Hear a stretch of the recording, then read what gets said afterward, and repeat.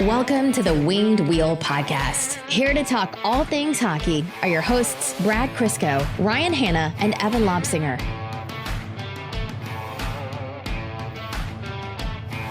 Evan, you know it's December now, right? Mustaches are coming back. I foresee it. No, there's no way Kat is letting you get away with that. She's like, I like your beard better. I was like, I don't care. That's all I said.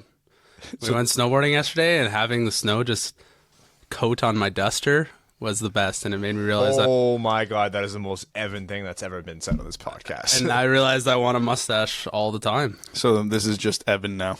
I hope so. As if generic 6'1" athletic dude didn't already look exactly like Evan. He's just blended it even more now. Yeah, I did a trial run at work on Friday, and no one really was like, what the hell's going on? So If you can't outdo Gardner Minshew, you're not allowed to grow a mustache. doesn't he have handle pretty sure handlebars. Evan, I can't do that. I'm not seeing any patches there, Evan. You could do that. Yeah, it gets disgusting. I sometimes for fun I'll leave that.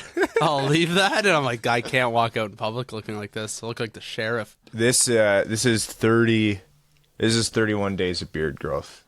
I'll just clean up my neck. Are you gonna shave? So it's like for when the next Red Wings win. Yeah, the last time you shaved was the last game they won. I'll shave the next Red Wings regulation win. Wait, no, let's have fun with this. I will shave the next time the Red Wings score. The next time the Red Wings have a 3-goal lead, which, fun fact, they have not had one yet this year. And they have to win that game. Yeah. Yes. They have to close it out because that 3-goal lead with this team means nothing. I will grow out this beard until the Red Wings have a 3-goal lead and win the game. Oh, this could get bad. How long should I leave my mustache then? Same thing? Until we win the draft lottery. Oh, God. So this could be years. Yeah. Oh, my God. That's not possible. So we actually have moved into the house. So yesterday was move-in day. We got everything out of the apartment into the house. It's not unpacked, mind you. We had a small plumbing issue where we found a leak. Like a leak was coming in from somewhere, and so we had to halt the finishing renovating the washroom. So currently we are without shower and mirrors. So I don't know what I look like today. Oh man, I'm on camera you right can now. literally use our shower while you're here. I don't care. Don't you go to the gym? No, I've been renovating a house for the month, but that's you my can just plan. go to I'm the just shower kidding. there. I'm going to go to the gym and Don't shower. use the blow dryers, though. Old men do disgusting things with those. Well, And there's women listening. What possibly could they do with those? I bet it's the same thing the old women do. yeah, he's not wrong. However bad you think it is, I promise it's worse. I wish I had the confidence that old people do that they have in locker rooms. I wish I had that confidence. When you do, you know you've made it in life. Yeah. Yeah, when you see old dudes at like private racket clubs in a shower room, it's disturbing. Best part is locker rooms typically don't have a door. They just have like that 180 degrees walkway. But like you walk in and then you can see the whole locker room. So like it's not exactly a private part, and then you look in it and you see private parts because they're just they don't really Everywhere. I mean, it can't be any worse than a hockey change room. Just in the age demographic changes. I think it's worse. Oh, it's worse because of the age demographic. Oh, it's way worse. And with that, welcome to the Winged Wheel Podcast. I'm Ryan Hanna. I'm Brad Crisco. I am the sheriff. That's I'd take that one. Yeah. I thought you were winking at first, but you were just scratching your butt. Yeah. The other day I was in the gym squatting and something popped in my back. Oh, yeah. It doesn't hurt, but every so often I'm just like, that doesn't feel right. Yeah, I'm sure that'll be good in 5 years. Yeah, we'll just play it by ear. So Please don't say pop around me. you guys should timestamp this and make a note of this episode, because in 3 years when Evan misses 5 episodes because he has back surgery, you can pinpoint the exact moment his life fell apart. Me and Tiger Woods, same time, having back surgery. Yeah, that's what happened in Tiger's career, right? Just back surgery. Yeah. Nothing else. No. It wasn't the 10-year anniversary of the accident just passed. Yeah, it was on Thanksgiving. Yep. It happened on Thanksgiving. Yeah. Oh, Well, Freedom Thanksgiving. yeah. Oh man, Red Wings fans had a rough Thanksgiving. Yeah, well, can I just go on record saying American Thanksgiving is infinitely better than Canadian Thanksgiving? 100%. I'm still rattled about this. 100%, but I'm happy we have both. Did they get 2 days off of work? Yeah. Wow. They get a right? 4-day weekend. Wow. That's amazing. Hold on. They get a 4-day weekend? I assume Don't so they because get they're, Thursday 'cause they're and not going to Friday? get Thursday off and go back to work because that would be asinine. Yeah, I think they get Thursday, Friday. God, they have it made. we got to do our stupid 3-day weekend, and then ours is on Monday. So if we plan on doing any Oktoberfesting that weekend, we're just going to Aunt Mabel's hungover, and the family judges you. You're throwing up in the bathroom. This episode of the Winged Wheel Podcast is brought to you by Labatt. We want you to celebrate with Labatt Blue and the Detroit Red Wings all season long. Find your specially designed cases of Labatt Blue and Labatt Blue Light at your local retailer to hashtag #SellYon with Labatt and Evan's horrific mustache. Keep your eyes peeled for limited edition cans, team cans, Labatt Blue and Labatt Blue Light, official Canadian beers of the Detroit Red Wings and both Thanksgivings. All right, the Red Wings, since our last episode, have continued to suck.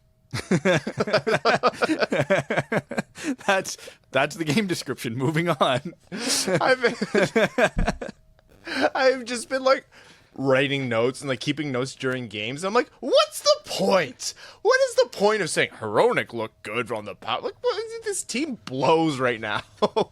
It all sucks. It's the same kind of suck.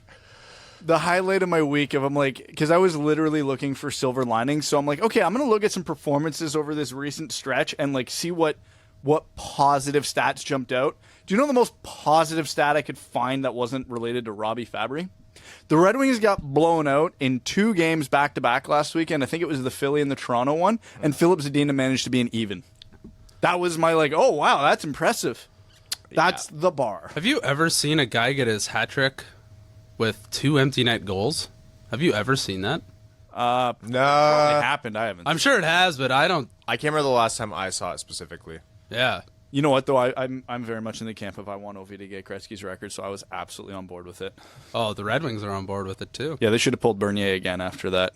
Just Yeah. give him 4. If anybody needs a Thanksgiving weekend off, it's that guy. Jonathan Bernier is either going to be a martyr or have severe PTSD by the end of this season. He's not going to be able to look at a puck without just like running away, crying, curling up in his bed, and not moving for 4 days. From November 23rd to November 30th, the Red Wings' collective goal differential is -4, -6, -12, -17, -20. That's a In week. a week. In 7 days, 5 games, they lost by an average of 4 goals That's per like game. 3 goals a day, even if they're not playing. Yeah, so as we're sitting here right now, the Red Wings just gave up 3 goals.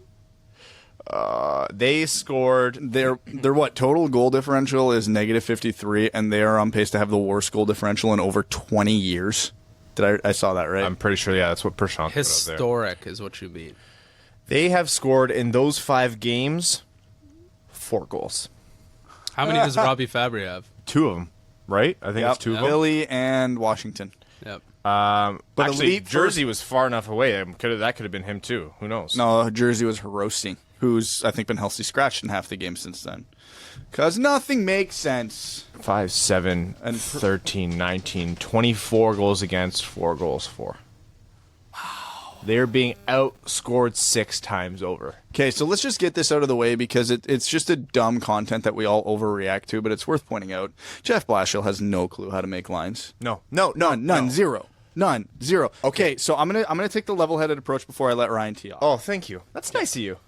And this is going to be a Mike Milbury minute today. I'll take a minute. Yeah. So Jeff Blashill has finally developed some courage in his convictions and his decisions and has actually kept relatively the same lines for a couple weeks now. I mean, they're wrong, awful, and terrible to begin with, but hey, we were yelling at him for blending the lines every game. I guess we got to give him that. He reunited the second line. I think we can all agree. That's a win. Yeah. That's a positive. Fabry, Athanasiou, Filppula. Good, and they have actually been the line that's been consistently scoring. As consistent as you can be, 4 goals in 5 games. That's that's very EA. You take something away that's good, and then they get applauded for putting it back when it should never have left. No, I know, but hey, we got to enjoy the little things. Yes, And that's rule number 7. got it. Luke Glendening, despite the fact that he scored last night being on the first line, is wrong and bad. Philip Zadina playing on the third line is bad and stupid. He'd be better served in Grand Rapids than playing with Franz Nielsen and Darren effing Helm. Taro Hirose and Brendan Perlini rotating in and out on the fourth line. Offensive players struggling to produce offense. This is how you fix it, right? Here's the thing. In the past, nobody listening to this has the delusions that I've ever been a Jeff Blashill supporter after his first season with this team, okay? But over the past couple of years, I've tried to give him the benefit of the doubt where possible. I didn't agree with most of his decisions, but at least with a lot of them, I saw the logic. I saw his train of thought and went, yeah, I can see that. I don't agree with it, but I can see that. Putting Filip Zadina with two of the worst offensive producers on your team is the dumbest thing he has done since he did the exact same thing to Filip Zadina last year.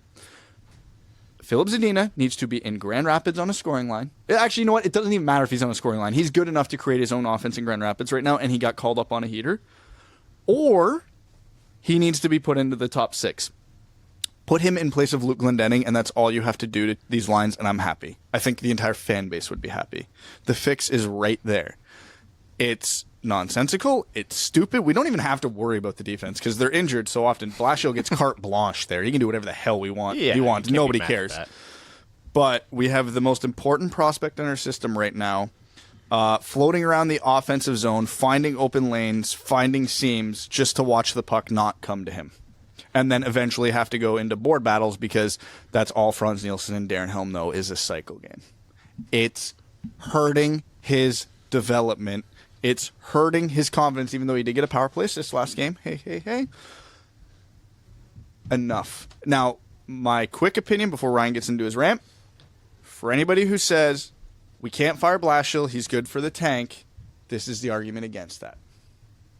Now, Ryan. Who's going to set the timer? You want to do it? I'll set the timer. What's the specific topic going to be? Because you could go a few directions here. I'm going to stick exactly to handling Zadina. Not lines in general. I think you did a good job with that. Okay. Zadina, period. Yep. And also, I forgot to preface the entire thing I said with 4 goals in 5 games. Anyways. Blink twice when you're ready. Mike Milbury minute. Here's the thing. I know that it's a slow roll. We just called up Filip Zadina. I know that it's not easy playing top line minutes. But for the love of God, what are you holding him on the third line for? If we have learned anything about Filip Zadina up until this point, it's that his production is very much correlated to his confidence. He was extremely confident in Grand Rapids. You call him up, playing with Franz Nielsen and Darren Helm. He doesn't produce a lot. You send him down, and his confidence is now torched in the NHL and in Grand Rapids. Remind me when you've seen this last. Right, it was last season. Why? What do you have to lose? We're getting blown out 6-1 every game. Put him with Larkin and Bertuzzi. Larkin and Bertuzzi have dragged Helm, Glendening, and anyone else to be a productive line. Put him with them. Get him in an open space. Who would have thunk that the moment you put him with Fabry and Larkin, he got a secondary assist? He didn't even have to do anything on that play. It's good for his development to be on a top line elsewhere. Otherwise, just send him down to Grand Rapids. Time. Hey, don't worry. We have the Islanders tomorrow. Oh, one of the best teams in the league. Great. When was the last time they lost? Like 2014? They're on like a 50-game winning streak. When I started growing my mustache. Look, that was a lot of screaming. The reality of it is like, okay, is Filip Zadina, is it better to just get him NHL experience? For sure. And you know what? Brad mentioned this. He's been playing good hockey. I think he's been one of the Red Wings' better players. In the limited basis where he's had the space to do what he wants with the puck, he's shown some great skill. He's made some great plays. No one finishes them. He's never where you want him to be producing the most because he's not going to drive a line on his own. Franz Nielsen is a almost literal anchor at this point. 1 point all season? Yes, Filip Zadina has now caught up to him, and neither of them have caught up to Jonathan Bernier yet. Jonathan Bernier has 2 points. And that's this episode of the Winged Wheel Podcast. Franz Nielsen's being outscored by Jonathan Bernier, who's played half the games he has. When you have 2 line mates and Darren Helm is one of them, and he's the better of the 2 line mates that he's put you with, you are being set up for failure. I'm sorry for the Darren Helm fans, but the reality is Filip Zadina, you're stunting his growth and you're wasting his time by being up here. And you might say, Ryan, he's going to be up on the top line in 4 or 5 games. They're just trying to get him up to speed. How many games has it been now? 4? Yeah, he's a pro athlete. He's a professional athlete. He's a kid who's been chomping at the bit. It's already been a year. He got 9 games last year. What are we messing around with? All right. Think of how many other highly touted prospects in any sports come in their first 3 games and light the world on fire. Yeah. Happens all the time. Why can't this also be part of that rule? And I'm shouting from the rooftops about, like, then just send them to Grand Rapids. I should put it out there. That's more anger than anything. It's protest. Because, like, if you're saying, oh, third line Detroit versus Grand Rapids, one's a little better, the other's a little better, it's a wash because the vastly superior choice is putting him on the first line. Plain and simple. Power play minutes, first line minutes. Give him offensive zone starts, give him space, give him talented players to play with. The Bertuzzi-Larkin pair has been set up for this. It's such a perfect fit, and it blows my mind that everyone's getting this other than Blashill. Well, in Blashill's defense, the player you have to replace on that top line is Anthony Mantha, and Philip Zadina is nothing of a highly skilled, talented shooter. So it's apples to oranges here, Ryan. Really, if we're just I find it really funny that they think like you can't shelter someone unless they're on the bottom. In the bottom six, like you can shelter someone by putting them with Sidney Crosby. Yeah, right? Right? With two defensively responsible players like Larkin and Bertuzzi, and even if not Bertuzzi, Larkin, man! counterpoint. Why bother sheltering him? He's our top prospect. Exactly. And here's the thing. All this shouting isn't to say Zadina's going to go on to the top line and all of a sudden score so much that we forget who Quinn Hughes even is. No, in all likelihood... But he might. He might. But in all likelihood, he'll produce a little bit more, be kind of disappointing to some people, but at least you frickin' tried, man. It's just so, like, why? What was the purpose of those 5 straight games of either breaking up your second best line or some games your best line or holding Philip Zadina back, rendering your first line useless? Not useless, but, you know, you have Luke Glendening there. Ineffective. And it's not because he freaking sniped it from the slot. Yeah, but how many? Here's the thing. Credit to Luke Glendening because I think we've been very fair to Luke Glendening. He's been playing well above his bar this season. Yes. But now his bar is not first line, but he's been playing above it. He slots in the first and second lines better than we could ever ask of him. Yeah, you should never do it, but he does an admirable job. He had a lot of scoring chances relative to the rest of the team, and he only put one of them in. He had, I think, 3 grade A chances in the slot with time. He put one of them in, good for him. You can't tell me Zadina with that time and space 3 times doesn't go 2 of 3 or 3 of 3. It would be bar down. You know, we tweeted out, all of us would jump 7 million followers because everyone would be so excited, and no one would care about the 9-game. Was this our second 9-game losing streak this year? Yeah, it's something like that. Here's the thing: what would your reaction be after a game if the Red Wings lost 8-3, but Philip Zadina had 2 goals and an assist? Oh my God, I'd be playing the parade, boys. We're there. Episode. Next day, post-game recap video. Jersey giveaway. Like, it's the only thing this fan base has right now, right? Yeah. We're looking for the smallest of victories. All you have to do is during a game, look at Prashant has been really good about putting out a lot of the stats about how historically bad the Red Wings are. The Red Wings aren't where they were last year, where sometimes they'll be competitive and win a game where they really shouldn't. It'll happen once in a blue moon this year, but for the most part, we are historically bad. There is nothing else to be happy about. Give the fans something. They what was the stat? They only lost by 4 more goals, so a blowout, air quotations, 7 times last year. It's happened to 8 this year. They haven't played a game in December yet. Yeah, they went. Let me just check. There's 50-something games left. Someone posted a stat on Reddit, I think on Monday, and it was something like Leon Draisaitl has been on the ice or involved in just as many goals as the Red Wings have. David Pastrnak has more power play goals in about 10 teams. The Red Wings being one of them. Well, funny enough, the Red Wings' only regulation win in the month of November came against David Pastrnak and the Boston Bruins. Worth it. The nice thing is they're so far behind now, we're actually going to be able to enjoy some of the wins. And that was when their subreddit basically imploded. Yeah. Oh, yeah, that was bad. One positive we haven't talked, or potential positive we haven't talked about with Zadina being up this long and potentially longer. Maybe Steve Yzerman follows Prashant and he just wants to get him to 10 games, burn that ELC and send him right back down so we can get him extended on the cheap. That notion has been coming around a lot more over the past couple of years, and I agree. Like I think the way to do it is to burn the year now, especially considering how slow of a burn Zadina's development is. Think of how cheap you can get him. Yeah. Like cheap. If What are he you, a bird? Nice. Hell yeah, man. Got him. Put it there. Got him. You nailed it. If you guys haven't noticed, we've devolved into pure delirium. Yeah. Tickets are buy one get one free right now, so BOGO tickets is how bad this team is. That is not a good look. No. And the Red Wings right now are on pace for 49 points, I believe, so comfortably going to finish dead last in the What league. did the Avs have that really bad? 49 points. Historic. And that year, do you know what happened? The Colorado Avalanche picked 4th. Oh. But And do you they wanna got feel Cale ba- Makar. And they got Cale Makar. Yeah. So it's a lose-win. We'll pick 6th. All right, hold on. Actually, that would be a fun draft or redraft. Who do you pick first overall that year? Heiskanen, Makar, or Pettersson? Pettersson. It goes Pettersson, Makar, Heiskanen. Yeah, I think the forward That one. was such a good draft. That was a draft where That was supposed to be really bad. yes, people were sleeping on Heiskanen for a long time, and I think we talked about him for one episode, and then it was just like everyone was like, "Oh no, he's going 3rd." Everyone's like, "Ah, damn it." Yeah, remember in our mock, Pettersson went 9th to the Red Wings at that one point? Yeah. Yeah. Don't remind yourself who the Red Wings picked instead.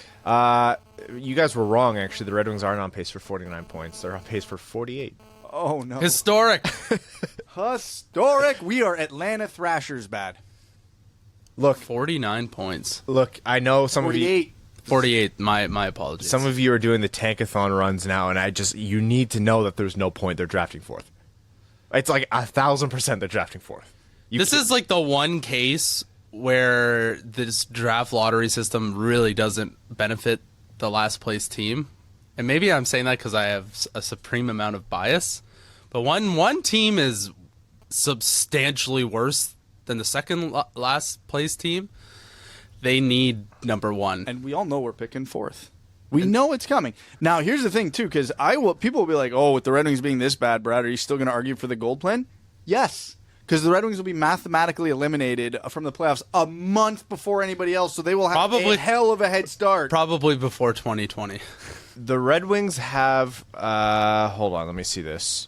The Red Wings have as many points or fewer than the Islanders, Blues, Boston, and Washington have wins. So they all have 17 or more wins. The Red Wings have 17 points. They are dead last. They have 29 games played and 17 points. Closest to them are New Jersey with 22 points with 4 games in hand. If New Jersey wins one of those 4 games, they are 7 points clear of second last, the Red Wings. It's December 1st. We just passed that Thanksgiving threshold where it's like if you're not in now, chances are you won't be in. We just passed that like a few days ago. Okay, but we gotta go positivity here now, Ryan. All right. We need to talk about our Lord and Savior, Eric Comrie.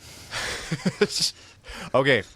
That was legitimately the best I felt covering this team like during this whole losing streak was that trade. I don't know, man. Robbie Fabry was pretty good. Robbie Fabry is a gift that keeps on giving. So the Red Wings made a trade while the sun was up, which was remarkable. It came out that Ville Saarijarvi was traded to the Arizona Coyotes for Eric Comrie, goaltender, and that was a pretty. It's not gonna break any doors down. It's not gonna burst through walls. It's not a needle mover, TM, but it was a pretty indicative trade of a couple different things from Yzerman. First of all, Jimmy Howard might be hurt for longer than we imagine or we know. I think they just said it's not long term. Or they're banking on Howard getting injured continuously, or Howard and Bernier getting injured continuously, or they're hoping to move on from one of them sooner rather than later. I don't think that one's likely, but it's just to put it out there. Or, given how bad this team is and how irrelevant the roster is, they might just carry 3 goalies. Think so? Why wouldn't they? Well, These three goalies are more valuable than any of the defensemen or forwards that we would be sending up and down at this point. Well, I did ask if Eric Comrie can play center. He'd be a good third-line center at this point. I mean, Oh no, he'd be in the top 6 just based on how we evaluate it. Well, Bernier's got 2 points. And he's a goalie, so he's defensively responsible. Probably lacked a lot of offense in his career, so he's absolutely replacing Glendening on the first line.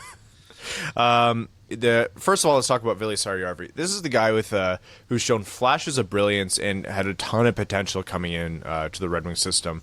A great amount of talent, and by all rights, is a guy that could have made it. He was one of our we thought very highly of him. No, and you know what? People still do. He's very, very talented. He just has not been able to produce any offense at the pro level. And at that point, like, man, I was Sarjärvi's biggest fan forever, but at some point, you gotta put it up. And that was his shtick, right? Like, he was a undersized, puck-moving, high offense defenseman, and when you don't do that, you don't play pro in the professional ranks. Yeah, and with how, like, on the depth chart right now in terms of prospect potential, he's been passed by Seider, Tuomisto, Johansson. Yes.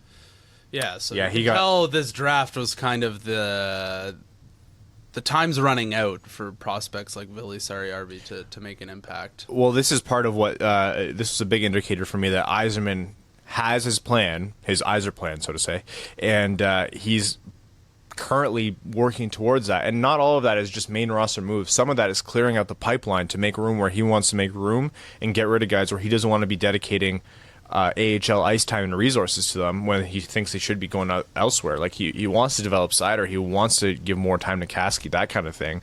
So the formative moves are almost just as impactful when he's getting rid of someone or making like depth shuffles. And the Comrie thing it's almost definitely purely a reactionary thing to the Howard injury and just how bad the goaltending has been this year. So he's not waiver exempt, so he would have to be waived to be sent down to the AHL. That being said, I don't see them waiving him. No, they'll give him a few games, and if he's an absolute utter train wreck, then they might consider it. But if he gets waived and then claimed, Yzerman will still see value in this because he basically... You freed up a spot. And that is a logjam that does need freeing up. And there's a fascinating stat in the goaltending scouting community, specifically with goalies who come out of the WHL. If they have under a 9-10 save percentage in the WHL, they are, in their draft year, they never pan out. It's like a 0 for 0.00000% of the time that those players have panned out. Eric Comrie's numbers while in junior, save percentage, 900, 915, 925, 914. Good. Then he goes up to the AHL, and he spent a bunch of years in the AHL. 920, 907, 906, 916, 917, and 904 games this year. He's had a cup of tea in the NHL, and his numbers there haven't been good. But, I mean, he's played 5 NHL games at this point. So this is a roll of the dice, well worth taking. Winnipeg didn't want to get rid of him. No. But they had Laurent Brossoit and Connor Hellebuck, and they're a good team. They couldn't afford to carry 3 goalies. They needed the roster spots. Arizona took him because Antti Ranta often hurt. Well, Ranta and Kemper are healthy. They couldn't keep him because they're a good team. They're battling for the division lead right now. They had to move on because they needed the roster spot, and Detroit is now his landing spot where he can hopefully get something going this year. So it's, again, a gamble worth taking. I'm not expecting him to be our franchise goalie or take over the world, but hey, why not? There was some people with the Regula trade, the Regula for Perlini trade, who were saying they didn't want to give up that asset no matter how low his value was perceived to be, and that was a very fair argument.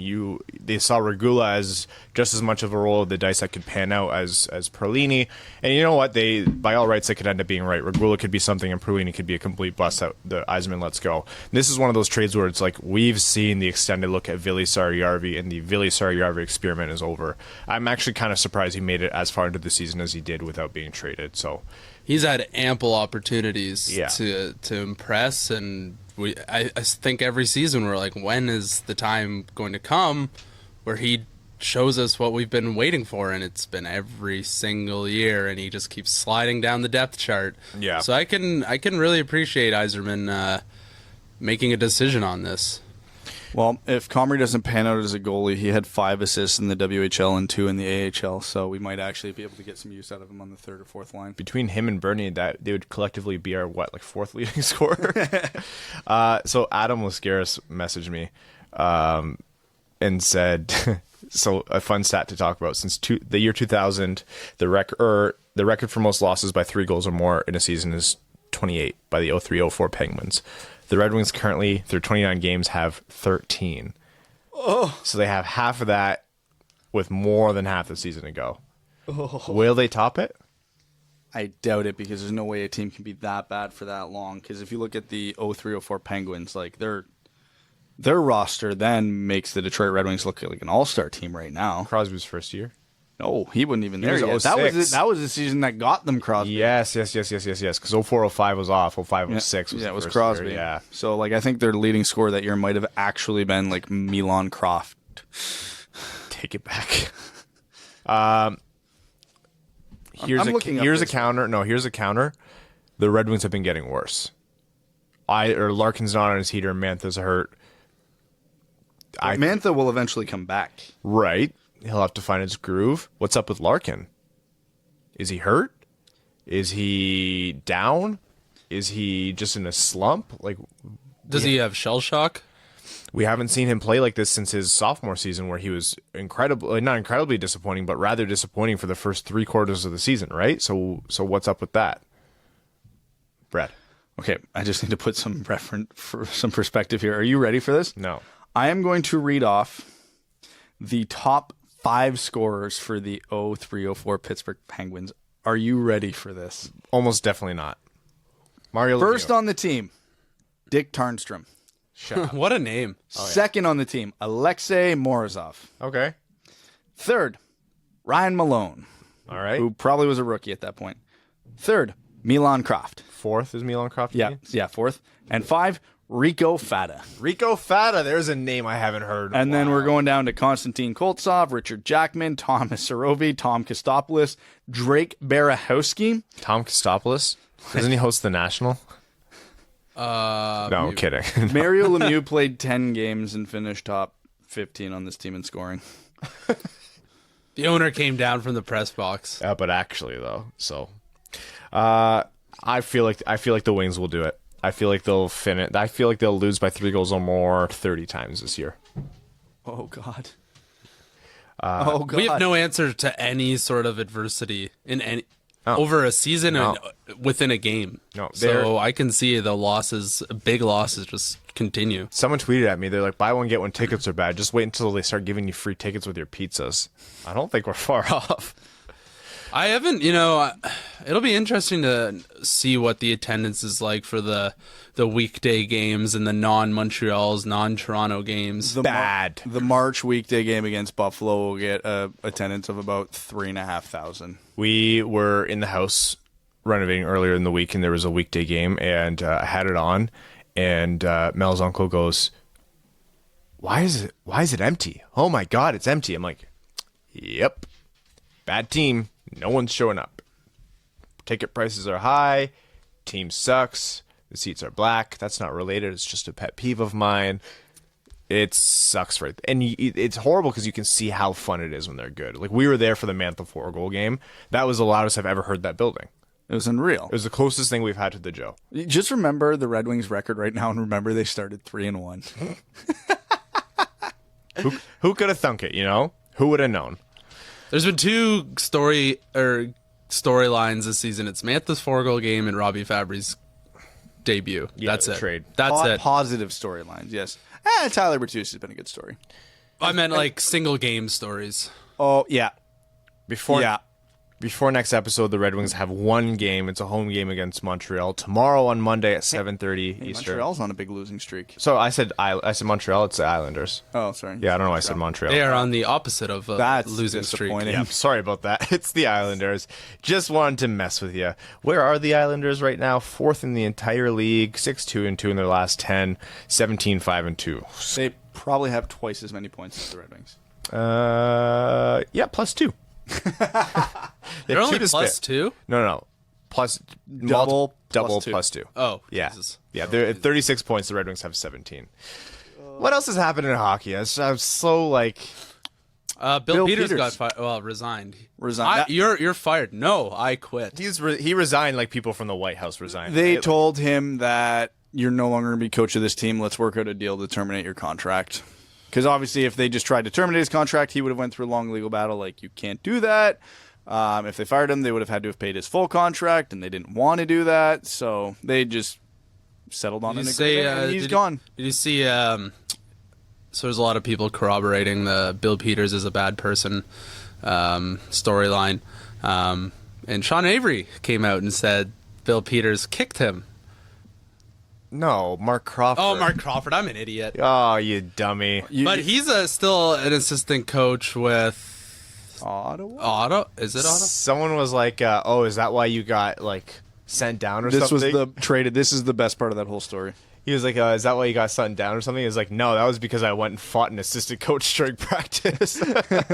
He was very real about that. I was like, "That's hysterical." I do not like Sean Avery as a person, but I would listen to his stories endlessly.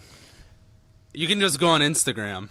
Yeah, They're all there. Oh, I know. He's like the freedom fighter of New York City, but nobody asked for any of it. And nobody wants it. What else is happening in the NHL that's worth talking about right now? I'm so delirious. By the way, we've moved. We're in the studio. All the stuff is in there. I'm thinking either this midweek episode or this a week from today is when we'll start recording in there. We don't have the Ethernet run yet, but you guys won't know the difference between that. We won't have our custom table yet. R&D woodworking. We'll put out a post about that soon. We have some more renders to show you. I mean, Montreal is sliding. Edmonton is still good for some reason. Yeah, Toronto's good now. yeah. Chief Keef, man, he makes a difference. So I figured out how we can get rich, okay? Okay. Because you remember Bab Socks, obviously, right? Yes, of course. Okay, are you with me here? Mm-hmm. Keef's Briefs. Someone is legitimately going to steal that. Keef's Briefs. Oh boy. Should we? Is this overtime? Is this overtime territory? Is that what we're about to do? I don't know how long. I don't even know how long we've been recording. I'm just so depressed. Who cares? It's Anything else happen? wherever you guys are in the world, something. we currently have like 2 to 3 inches of like sleet, ice, snow. It's the worst stuff to shovel. Oh man, because you have to like break the top layer and then shovel it And out. underneath, it's just water. Yeah. It's powdered ice. No. If such a thing could physically No, but exist. it's wet. Like it's all wet. Like shoveling, it's like your shovel is like a quarter full, and then you pull out. Oh, I can tell you why you pulled your back now. Oh, I wasn't shoveling. I made Catherine do it.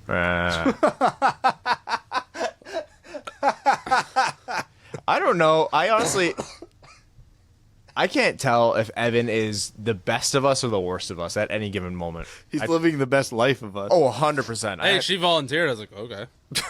Like, Crystal's had to shovel quite literally because I physically can't. But, like, this is all on the agreement that as soon as I'm physically able to get... She is not shoveling a driveway or changing a diaper for, like, 2 months, so I know what's coming. Yeah, you're building debt right now. Yeah. Yeah. Poop debt. I'm happy. Like, I like to split tasks too. I'm not a big fan of like the whole blue job, pink job business. But sometimes when something is just easier done, if you're the one to do it, you can trade off that way. Mel is, creative, smart, hilarious. Like she's practically renovated this whole house herself. She's so handy, but physically, like in terms of sports and anything to do with like athletic movements, oh man. I just look at her. I'm like, why did you think that's the way you would move your body in that physical space that you're in? I had a buddy like that, and I remember in high school we played dodgeball, and he didn't know which hand to throw with. Yeah. I was like, I don't know if we can be friends. It's like your brain works in a different way, and you're just watching like this series of decisions that you're making are so alarming. Yeah. Both her and Abby's our dog. Like I'm trying to get past them, and they'll both like look at me wide-eyed and kind of like back up, but they'll back up in the exact direction I need. And I'm like, just move to the open space to your right, and they're like, right, and then Find the they hole, penetrate. Come on. We're going to get it to Overtime, which is sponsored by Motor City Garages. They're a family-owned and operated business servicing Metro Detroit and the surrounding area. Soon, they do garage flooring, cabinets, overhead racks, wall storage, preventing 10-game losing streaks, hopefully, and everything to do with your car. Enough with the messy garages everyone is sick of walking through. It's time to turn it into something useful. Whether you like to work on your car or if you'd like an organized space, we have you covered. 3D designs and a lifetime warranty. Motor City Garages. Park in style. We're going to start off with Patreon, where our patrons get their comments read out on air as our way of saying thank you for supporting the show. And then we'll get to some Twitter and Reddit questions, of course. Garrett TV says, Hockey Amigos, time for Ryan's favorite topic, racism in sports. Regarding the whole Ron Francis situation with Bill Peters, I think it's unfair to put so much pressure on him. It's easy to, and he should have done more, but if we're going to fix this issue in hockey, then the players need to step up too. If there's now reports of others confirming past behaviors, example Rod Brindamore, and players who are in the room to validate the Akim Alou scenario, They need to step up when these things happen. If everyone's quiet because they're fighting for a job, then all they're doing is contributing to the problem. If you want to make a change, then just FERC can stand up to racist assholes. Otherwise, you're part of the problem and nothing will change. Let's get this out of hockey now so we can get back to rolling 4 lines and getting the pucks deep. Let's go Red Wings. Look, you're not wrong. Bystanders are complicit as well. If you are a person who watches a teammate be abused, either physically or because of the color of their skin or both or whatever it is, and you don't say anything about it, you're complicit. But I think the reason Ron Francis is getting so much heat is because he was the direct manager of Bill Peters. He was aware of the incident and he let it happen. Didn't he say he took it to ownership? Yeah. Who the ownership before that said that they would have fired him in a nanosecond? So was it brought to Who's ownership? a liar? And do we think that this happened once ever?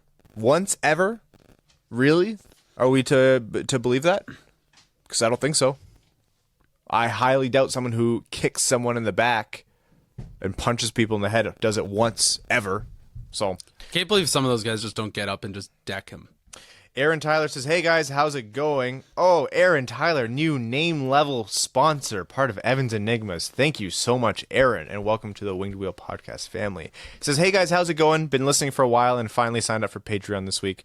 Sorry if I missed this, but every week I seem to see/hear people wanting Detroit to trade Athanasiou. Do any of you think his time in Detroit is coming to an end? No, his value's low and he's young. Keep good young players. Here's the thing. I, in general, think if you want to be a better team and you have a player under the age of 28 and he's talented, you'd be better off keeping him. But Every man has their price. every man has a price. Athanasiou could fetch a fancy return if a team is willing to pay his perceived value. When are you able to get perceived value versus actual value, especially when the former supersedes the latter? So when your value on the market is higher than your value on the ice, trade deadline. If a team like Edmonton needs someone else besides Leon Draisaitl and Connor McDavid to score, they'll pay a hefty, hefty price. You want some first-round picks? You want some stud defensive prospects? That's the time to do it. That being said, the market and the price package that I would take for Athanasiou is narrow.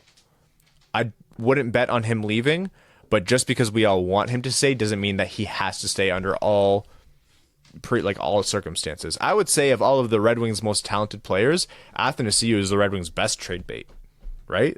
I mean, in terms of actually having a chance to be traded, yes, because they're not moving Larkin or Mantha. No, yeah, exactly. So, yeah, but what are you going to trade Athanasiou for? Usually a position of need.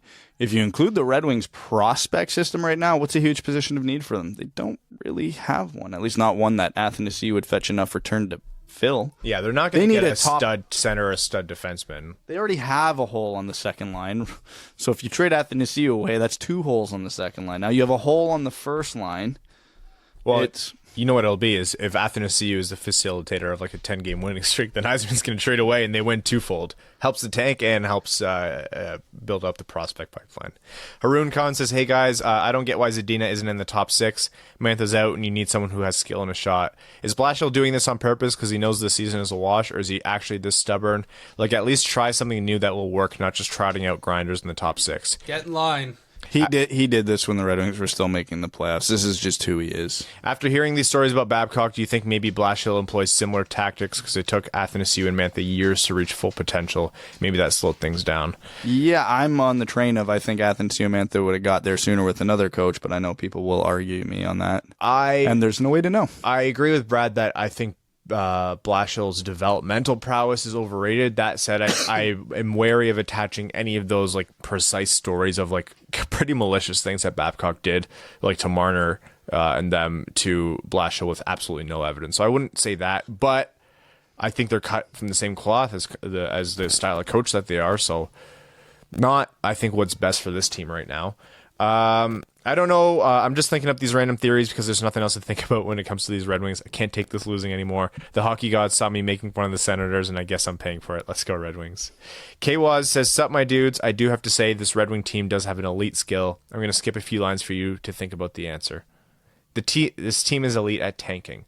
Oh boy. Now on to what I wanted to ask about. Alex Ovechkin, the dude already has 20 goals in the season, 28 games in. If we're thinking reasonably here, how many seasons do we think he plays? And does he break the Great One's goal record? He's an absolute animal on the ice, still at 34 too. Opinions? We've done the math on the podcast of what he would have to do to get there, and it's difficult, but it's very reasonable. I think the only thing holding it back is he would have to play into the NHL until he's like 39. Yeah, but that's talked about wanting to go back to Russia. He has the type of game that can play till his 40s. That's the thing. He doesn't, though, right? He plays like a train. He just doesn't slow down. Yeah, Well, but if as he gets older, they just tell him, all right, Alex, you're playing 6 even strength minutes a game, and you're never coming off the ice on the power play, and you can just stand in that one spot, and he'll probably score 30 that year. Mm-hmm. Yeah, that's the thing. He can just sit like where he does on the power play and just get 20 goals automatically every year. Yeah, I think he can break it. It just depends on how close he is at or ages like 37, 38. If he's pretty far and has to have like a unreal year, I could see him just saying, nah, forget it, go back to Russia. I mean, era adjusted, I think he's already past Gretzky, but don't quote me on that. Yeah, era adjusted, you could make the case he's the greatest goal scorer of all time already. I think he already is. Yeah. Just your average Teej says, hello, everyone. It's been a frickin' nightmare lately, so let's look to the future and some positivity. Say everyone pans out and we have a future that looks like this: Burt, Larkin, Mantha, Lafreniere, Veleno, Zadina, Athanasiou, Rass, Berggren, Giovanni Smith, Luke Glendening, and then Guy with a defensive Hronik, DeKaiser, Sider, Cholowski, McIsaac, Lindstrom, with Larson at net, plus more to come. Sucks right now, but hey, there's light at the end of the tunnel. Say fresh cheese bags. Yeah, I mean, a lot has to go right for that to work out. But yeah, a lot of those guys who are filling big roles aren't necessarily projected to be big role players. So, like, if McIsaac ends up on the second pair, we're thrilled. If he ends up on the third pair, that's probably more likely. Lindstrom, I've watched. I don't think he ever becomes a regular in the NHL. Well, if Blashill's the coach, maybe. Yeah, it's a lot has to go right. Joe Veleno he's been good, but he hasn't exactly been lighting the AHL on fire. So I don't know, a lot has to go right for that to happen. But that also being said, we are going to have several very high draft picks over the next few years. And there's always guys who come out of nowhere, too, to surprise and go past where they were ever projected. But, I mean, it also is the same for the other way. There's a lot of guys who are highly touted who never become anything at the professional level. That's actually more common. Yeah, way more common. Charlie said, Lyric says, hey guys, Ryan, congrats on moving into the new house. Thank you. Very happy to be able to sleep again. With the dumpster fire that is all of Detroit sports. Brad just stuck me in the finger when I said that. And my fantasy team, I'm excited and hopeful for Lafreniere or Byfield to be in a winged wheel sweater come June. After 3 games ending in blowouts over 5 goals, and the Wings' December schedule doesn't seem promising for a win in the future either, with more blowouts to be expected. The current goalie prospects don't seem to give me a lot of hope for the future. Besides bringing Comrie into the organization, do you see Yzerman trading for a long-term starting NHL-ready goalie? Not yet. Howard is a UFA at the end of the year, and what do you think the chances are we keep him? Low. Maybe another 1 year. Fitty. Depends how Comrie pans out. Because if Comrie pans out well, it's Bernier Comrie next year. If Comrie goes tank up, then it's Howard Bernier again next year probably. Although Robin Leonard being a UFA is very intriguing to me.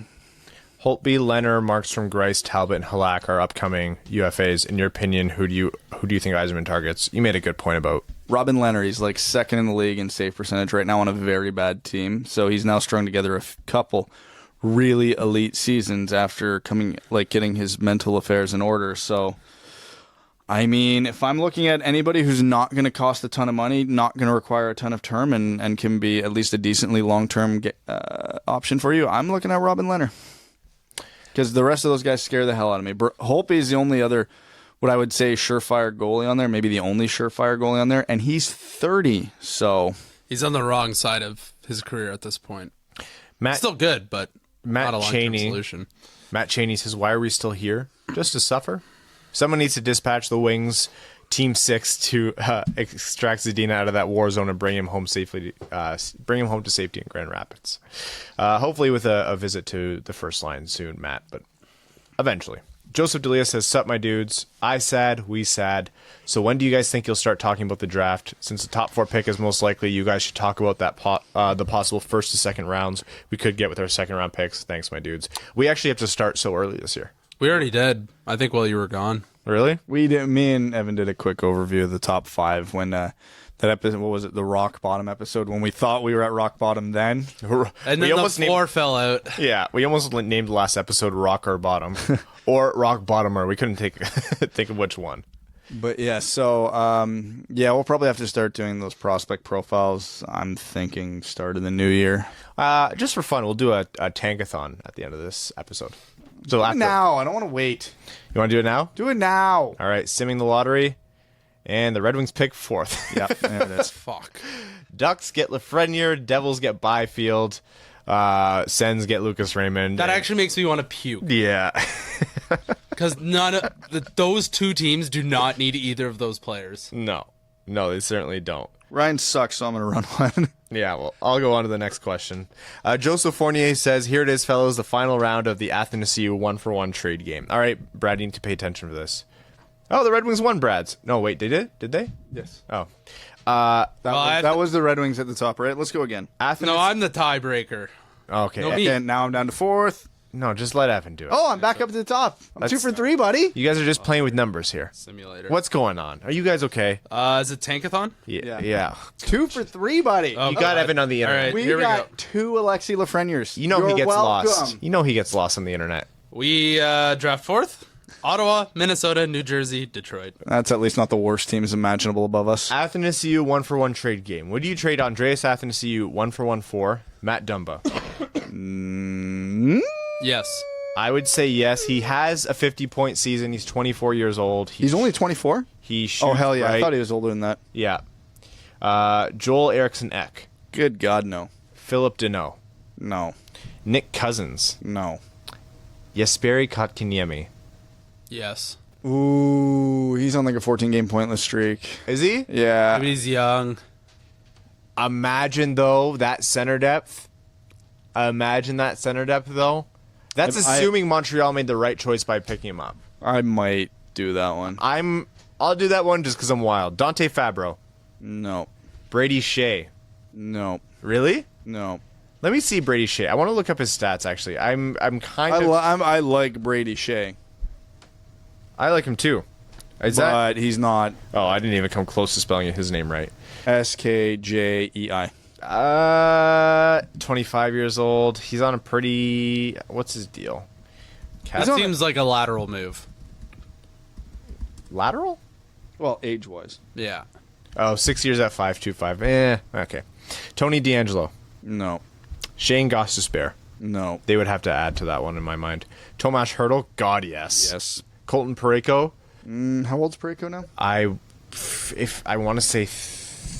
Oh, you went limp. Sub 28, I'll say yes. Sub 28. I thought he was like 29. 26. Yeah, that's Yeah. an easy yes. Why did I think... Yep. I'm mixing him up with Pietrangelo. Mikhail Sergachev. No. No. I'm going to say no. A few years ago, I might have said yes. Braden Point, obviously. Yes. William Nylander, yes. Yes. Bo Horvat, yeah. Yep. Yeah. Quinn Hughes, yes. Yeah. William Karlsson. How old is Wild Bill? Mid-20s.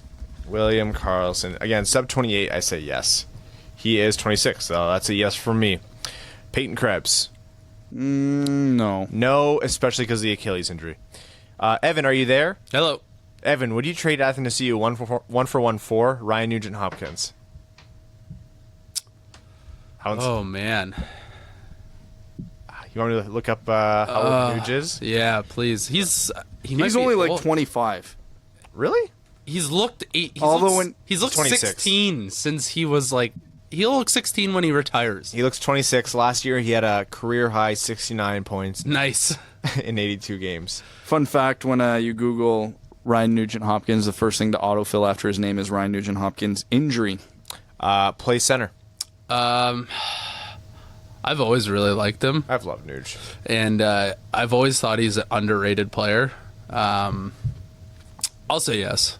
Darnell Nurse. No. Man, do I just have a... Maybe these are guys that I just haven't been watching like that closely and they're having down years, but I love Darnell Nurse. Hold on. I just want to check one thing that might render this whole thing moot here with Nugent Hopkins. I already said yes. No, you already said yes, but I'm going to try and get the best of both worlds here. Right, just hold the phone up so you're not talking to your lap, buddy. Yeah, he's only got 1 year left on his contract after this. Let's just wait for him to go UFA. Pencils down. I was encouraged by what I saw against Washington with the Wings applying pressure and effort throughout. It wasn't perfect. There were still mistakes. The score did not fully represent the product, with Ovi stuffing 2 empty netters for the hat trick with minutes to spare. When people talk about losing games the right way, these are the types of games they're talking about, except for Glendening on the top line instead of Zadina, and N not scratched. Matt Shepard really loves him some Luke Glendening, though. Would love to see Perlini get a shot on any scoring line. Tough to rate that trade right now. I had no idea who Matt Shepard was when he was calling the game, and he said one of the dumbest things I'd ever heard in the first period, and I posted on Twitter, and then everybody just Todd flamed me. Bertuzzi was Like, on. he's a baseball guy. I'm like, I don't care. Then he shouldn't be calling hockey. Todd Bertuzzi was on Fox Sports Detroit. I like that. He did the Chris Osgood Yeah. thing. It was good. I think he said something about what I think the question was like, how did teams handle, how would you handle this or something after another loss like this? And he said it's like a 4-beer stop to the airport or something. I was Yeah. like, oh, never change. I loved it. I gotta go. Ryan, The beer league team needs me. See you. Do they? Do they really? Yes, I've received 2 tape-to-tape passes all year. Whoa! Get over there. That's pal. actually a season high. The ice is hot. Oh yeah. You got to get over there. All right. Goodbye. So long, Devin. Ryan, congrats to you and Mel on the house renovation and move-in. Thank you, sir. I really appreciate it. Mel says hi, by the way.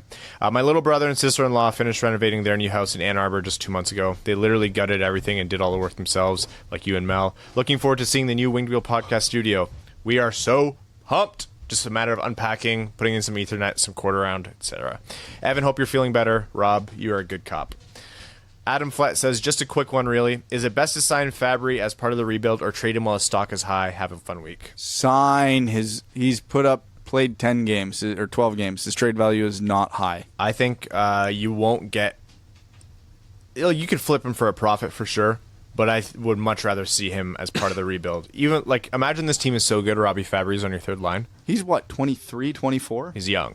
I like the kid. I want to see. He's him like part of 5th on the rebuild. team in scoring. He's played 12 games. This is exactly what you need.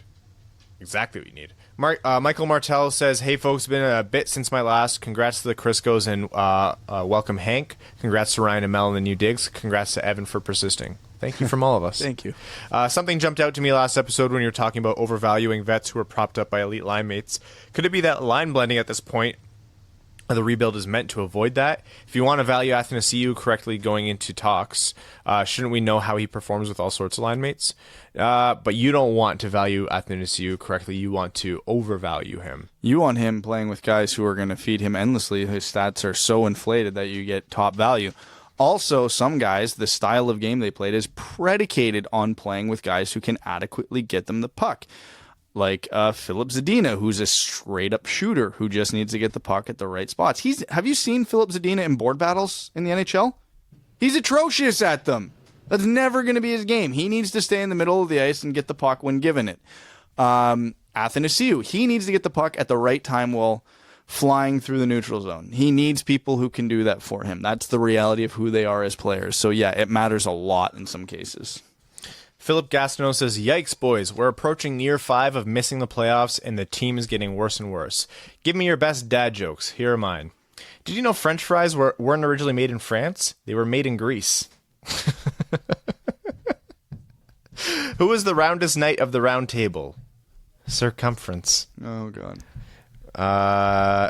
Brad, do you have one handy? You must. You have to. You literally have to. It's your job. What do we want? Low-flying airplane noises. When do we want them? Now. Okay, my favorite one, if you want just to go full ridiculous, I'm going to teach you how to catch an elephant, okay? So here's how you catch an elephant. You dig a giant hole, okay? Big enough to fit an elephant, obviously. You fill the hole with ashes, as many ashes as you can. It's got to catch an elephant, right? You take little green peas and you put them all around the hole, okay? Then when the elephant comes to take a pee, you kick it into the ash hole.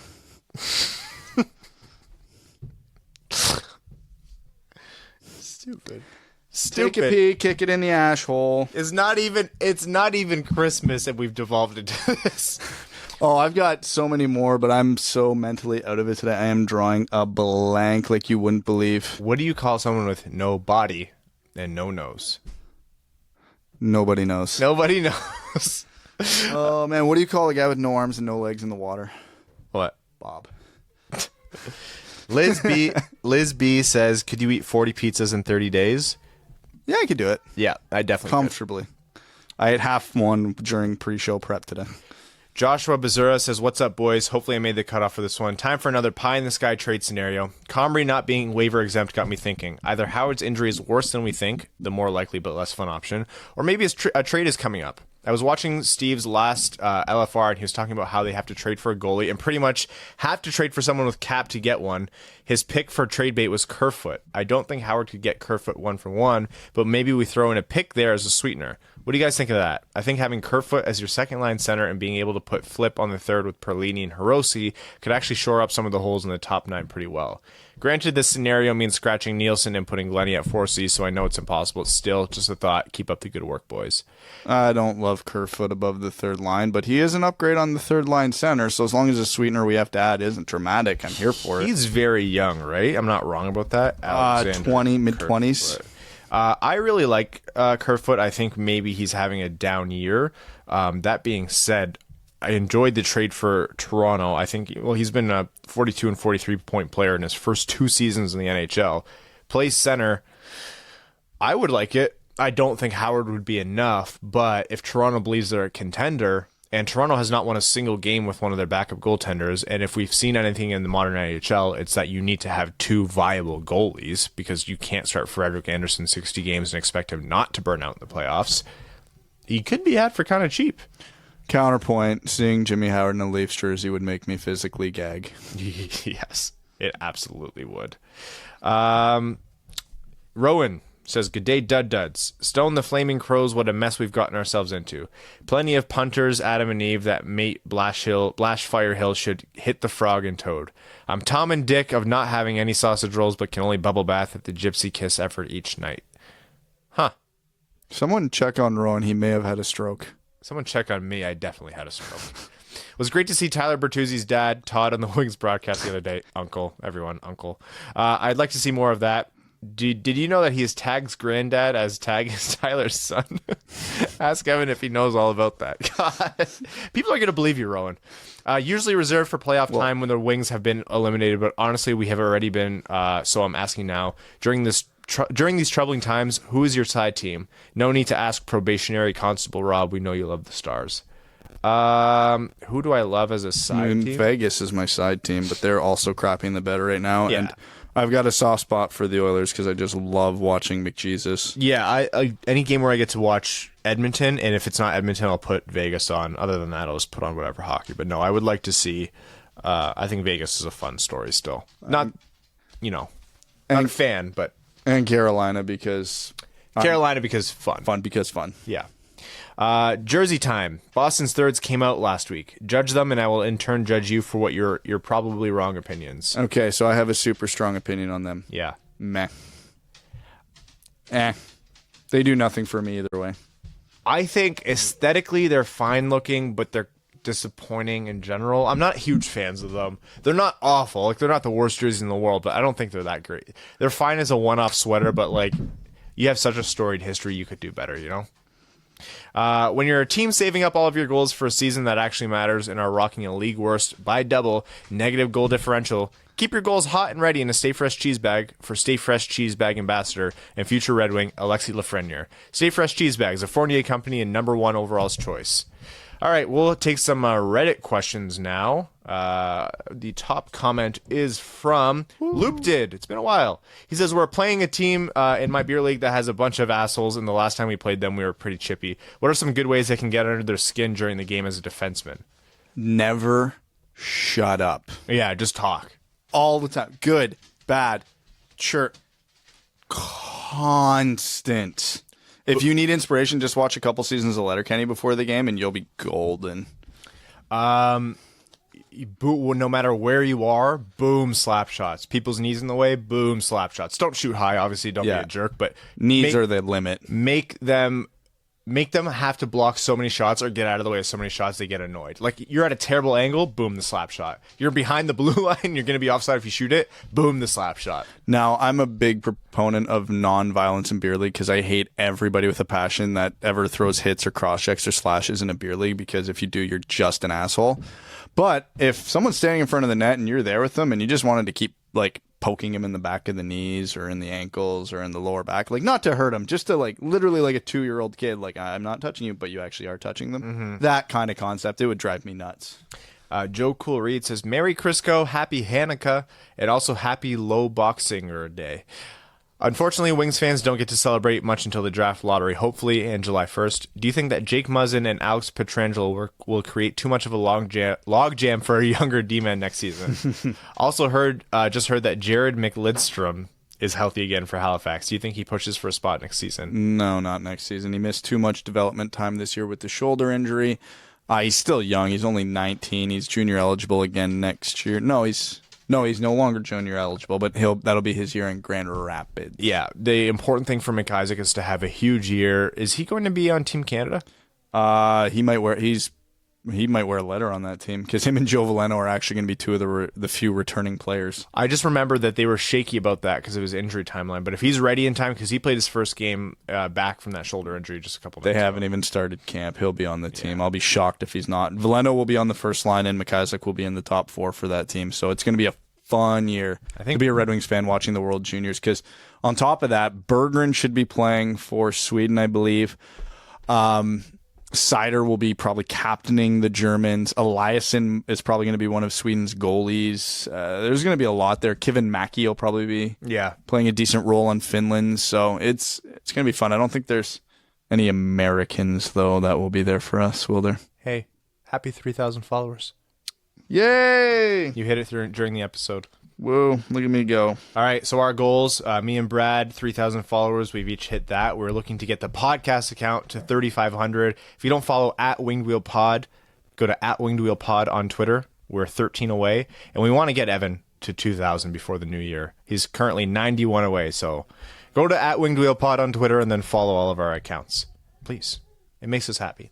Darren Fox says, aside from a Zadina comment, which we've covered, he says, why is Blashill scratching Hirose and not Nielsen, N, or Ernie? At least Hirose actually scored.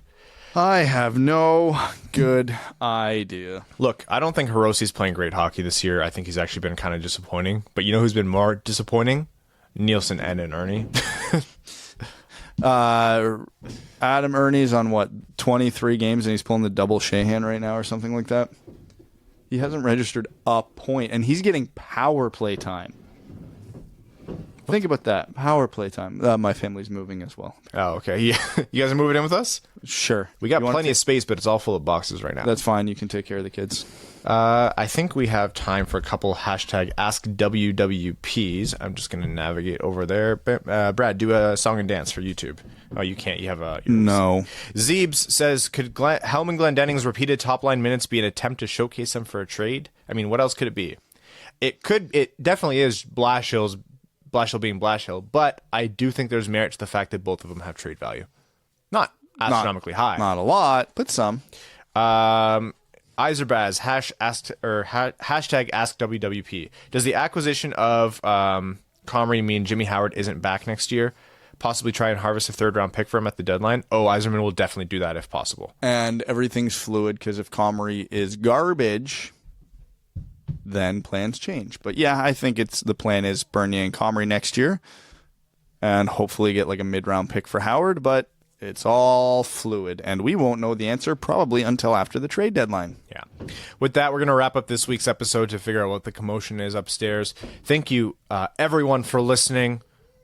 The month of December is going to be better in so many ways. We've also decided on a date for our Grand Rapids meetup, so stay tuned for that.